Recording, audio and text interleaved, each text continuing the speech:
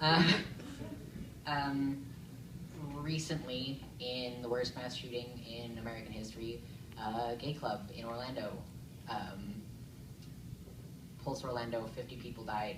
It was tragic, and I'm still reeling, and I don't know how to process it, so I processed it by writing poems, because that's what I do. So this is what came out of that for me personally.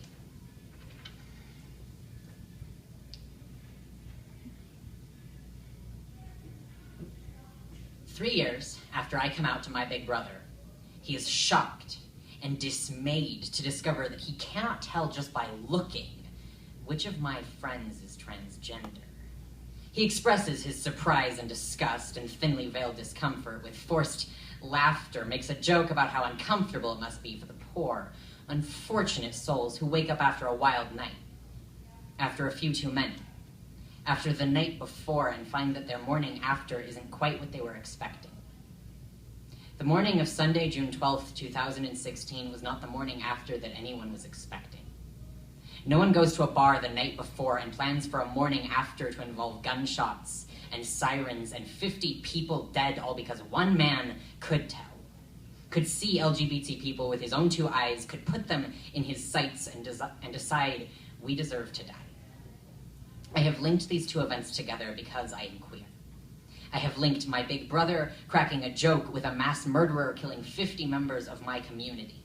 Have seen a connection here that my straight allies fail or refuse to see. As a society, we taught my brother that trans people are so fundamentally different from him that he can recognize us at a glance. Just as we taught this man that LGBT people are so fundamentally different from him that he can exterminate us like rats.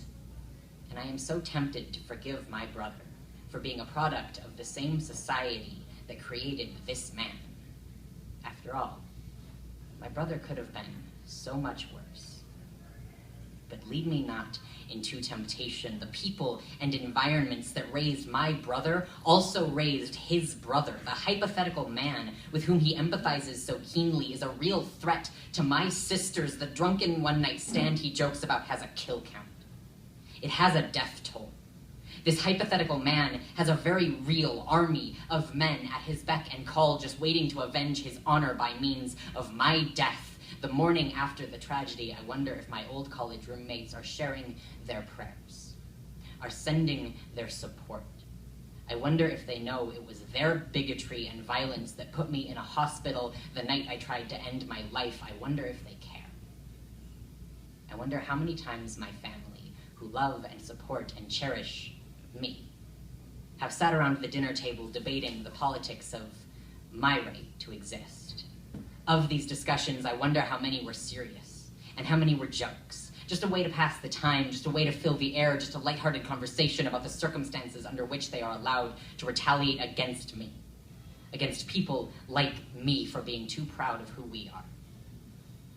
I wonder if maybe the man who slaughtered my peers in Florida would have felt at home in my hometown in ways that I never will. I wonder if I will lose friends and family members and loved ones, either taken from me by bigots with guns or turned from me because they are tired of hearing that I am tired of the bigots and the guns.